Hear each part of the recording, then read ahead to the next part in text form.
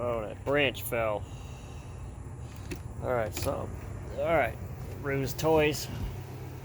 Little chew sticks. Alright, Rue. You know what time it is. Okay. Here it sits, guys, and it's in the famous spot. I gotta move this classic vibe out of the way because Jody uses this case to get on the table to look out and see if I rip them off on a trip to the house. If I go past a certain point, he watches me out the window and he'll bark at me. Alright, beautiful people, you beautiful people. Here we have her. Dustpan and all. Sorry I swept up earlier. All that packaging dust. Such is living in a camper. Lots of sweeping, especially having a small dog. Guys, let me say something. You know, it's always about the little things too, but this guy gives me a case too, right? I mean, that's a nice case, isn't it? So that's the last two guitars that I've purchased. Both have a case. And I think that's totally cool. He even gave me the whammy bar. So Eric C., this guy, and the Classic Vibe guy all gave me cases. Now, I'm selling the Classic Vibe, but I'm keeping that damn case right there, that Ibanez case. It's a little thick for the guitar, but this is nice. So as I mentioned in the preface of the video, it's got a little ding in the top, but to be honest with you, this is going to be a player. I don't go on stage. I don't, like, you know, it's not about like look at how expensive my guitar is. It's not about anything like that. It's just about playing it and you know, enjoying the tones of the instrument, its playability. I haven't plugged it up yet. I just restrung it and put it back in the case. So it's got fresh tins on it, which it's going to need to be, what do you call it? They're going to need to be stretched. I'm just really digging this case, and what's really cool is that it's got a little pocket back here on the back as well, and some kind of, I don't know what that is. What do you stick a little towel or something in there, or a pick maybe? I don't know. That's just neat, guys. It's the little things. And look, if I'm out on the highway, somebody will see these lines glowing. I mean, that's just too cool. Put your little wrenches in there and your picks. You know, they thought of everything. This is a Roadrunner gig bag. Sitting on Rudy's snack. It's got a little hanger here. You guys are like, is this a review, man, of a guitar or a freaking case? Both. Yeah. So yeah, let me go ahead and take it out. My one-handed self.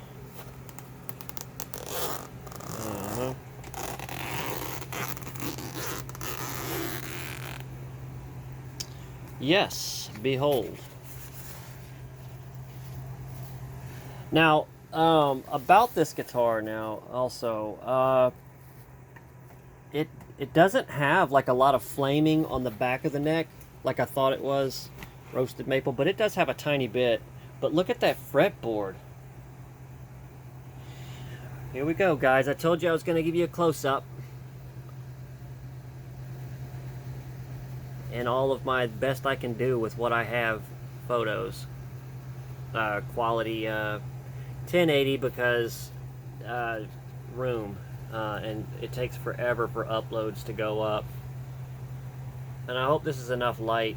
The Note 9 does pretty good in soft light, so I'm trying to go slow. I don't have it on 60 frames per second, so those are strings that I put on there. I've never used locking tuners. I tightened them down, right, and then gave them a couple of twists. I just worry that they're gonna, like, the strings are gonna break But it's in there pretty good, I guess. See that on that E? You see how it's twisted? But I've got it far enough, I guess, to where hopefully it'll be okay.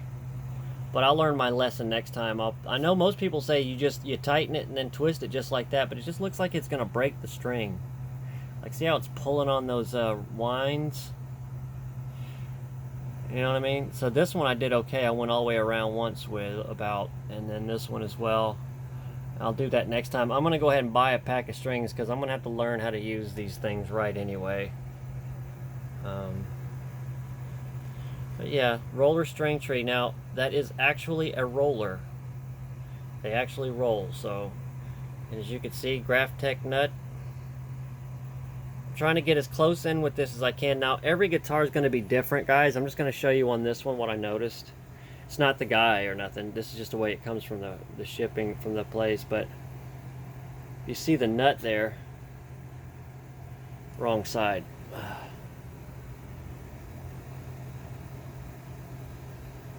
Wait a minute.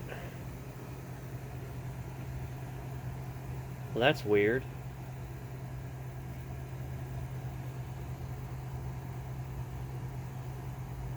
That's really weird.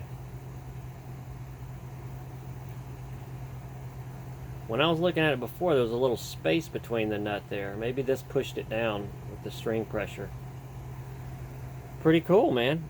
Yeah, but check out that flame. Just got to find out what I can do. You know what? This looks like a one piece. Like it's all one piece. But it's not. There it is. There's where it's joined up. I can see it. It's just pretty thick piece of flame maple they used on there. And let me tell you something about fret ends. There are none. That is smooth as a baby's bottom. As far as how straight the neck is,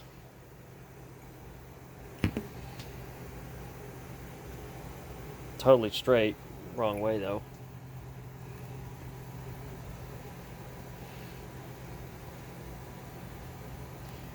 This phone's not going to be nice.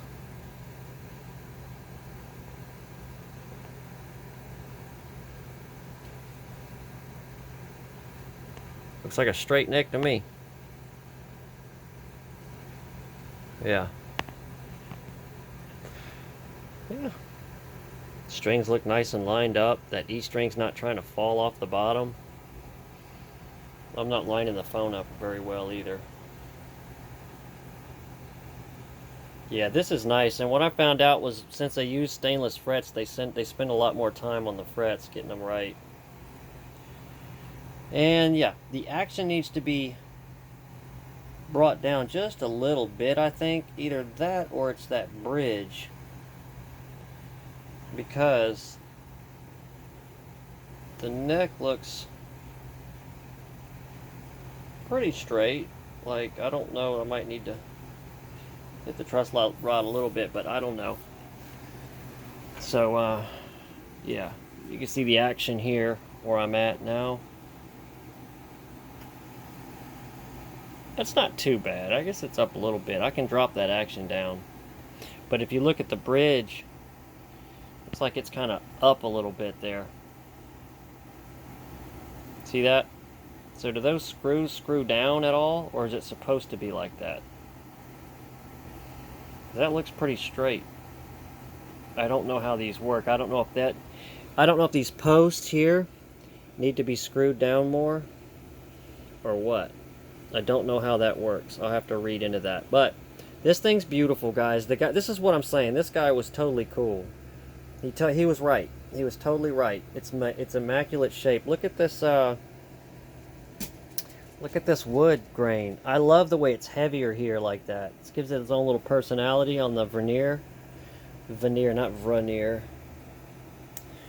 Little three-way switch. Feels nice and smooth.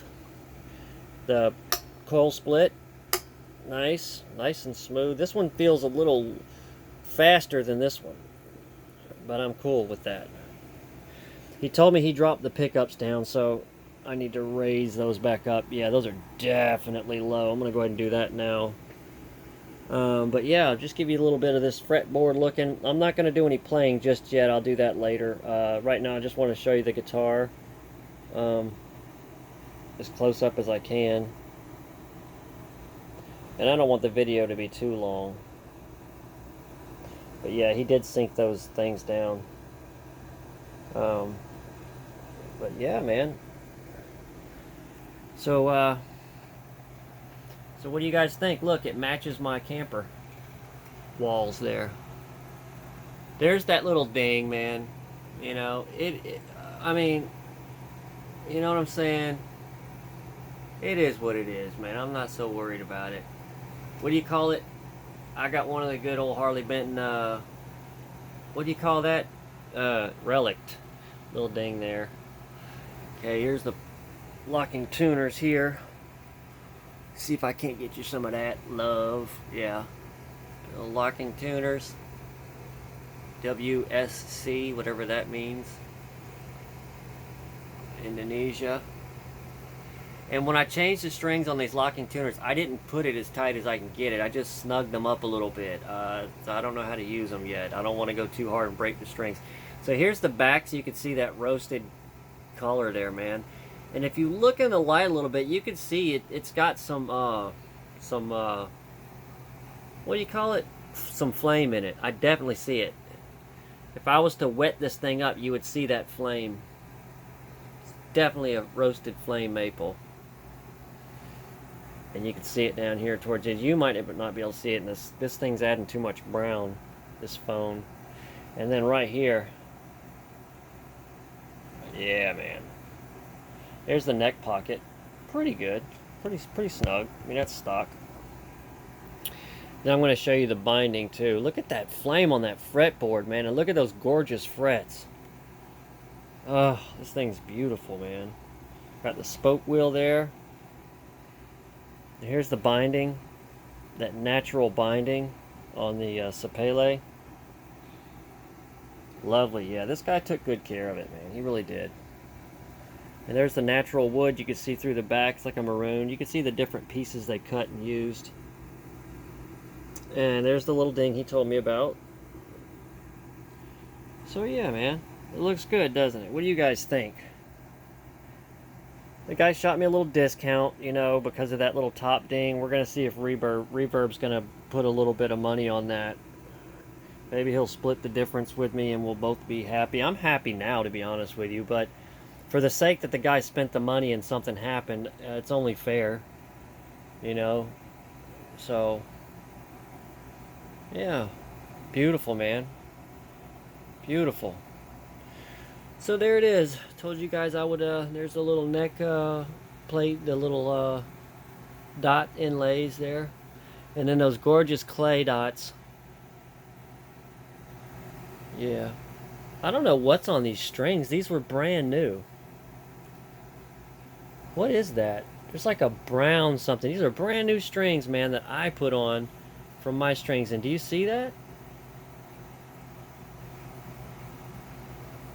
Look at that. Look at that.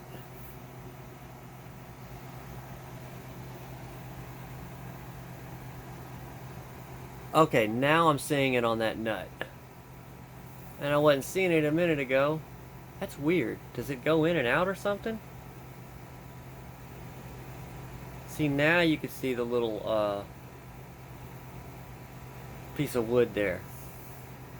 And earlier I was trying to point it out and it wasn't there. That's really weird. So yeah. Yeah, man, it's nice. I dig this thing. I dig it.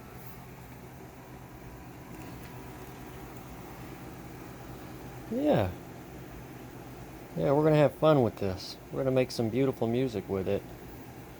Alright guys, so I'm going to go ahead and let you go. This is long enough of a video. I just wanted to show it to you. Something that's new to the channel here. Everything looks great. Like I said, I'll raise the pickups up and check out some tones on it. So we'll see you in the next one, guys. Thank you for hanging out with me. Much love, stay you, and peace.